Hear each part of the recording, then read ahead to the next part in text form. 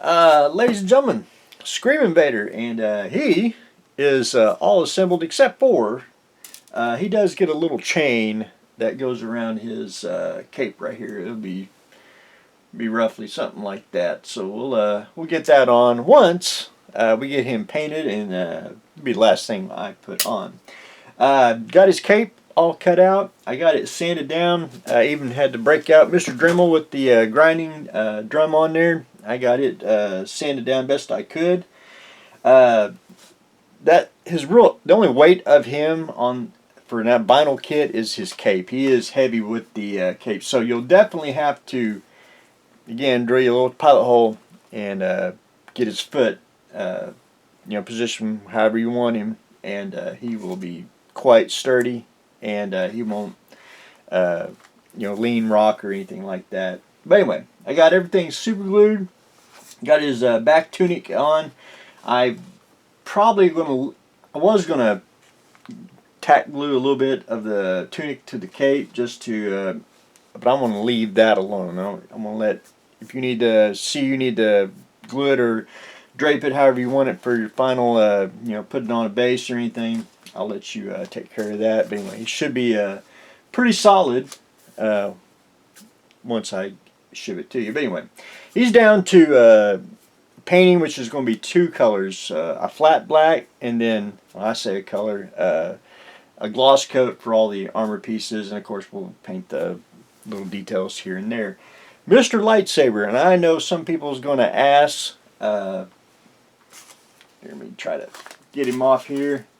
I know some people is probably going to ask, Mr. Hare, his lightsaber is not accurate, and yes, Mr. Modeler, it is not, but it's just easier to do it this way. It's actually telescoping styrene tube where the lightsaber is removable, because I do have to ship this, and I got to finish sanding the tip here. We'll get that rounded off. All you got to do is put that on, and it lights up red, and we'll show lights once I get everything painted and show and tell, because there'll be a little light leak here since the LED is bright. But anyway, that is where I am on Mr. Lightsaber. So I'll probably add a couple little details on here. The grips, just a couple strips, and I might add something in the middle for the emitter, But anyway, something like that. Anyway, that is where I am on Vader. So I wanted to show that because he's down to the point where we're going to start painting and getting him ready for its new home. And he fits in perfect on his little base here. Anyway, that is where I am on Screamin Vader. The EM50. I got most of the green on, and it's basically, it's mostly Tamiya flat green, which I think it actually looked pretty darn close, if the lights show it, to the GMC Sherwood green. And I got one coat on. I got to go back in and get the second coat, because where I masked off the area, I missed it, and it's no big deal. Anyway, we just have to go in and get that. But I wanted to get the tape off where I had it wrapped around for the green, because I'm going to have to go in and tape that back off so we can do the, I want to say the lighter green on top. That's what we're going to try to do next. I did get a little bit on here. You can probably see it. And that was me very, very, very thin paint, because every time I paint something, it's more thinner than paint. I like to do it in layers. But anyway, I think it's starting to take shape. So hopefully, I can't wait to get the rest of it painted, because it's just almost there, at that stage where you just want to get it painted and see the final result. But anyway, that's where I am on the EM50. And one more. The Gundam rail car. I went ahead and repainted. Actually, I repainted basically a dark gray on the weapons car, which I haven't done any weathering on that. And the Gundam rail car itself, I did add some brackets, if you can see right there.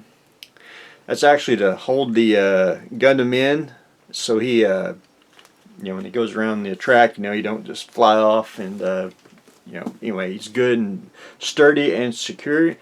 And if you noticed, I did some panel washes, which again, I know everyone probably does it on their Gundams, but the Tamiya panel wash works like a charm, especially if you don't have if you're trying to spice up the raw plastic, which I am doing.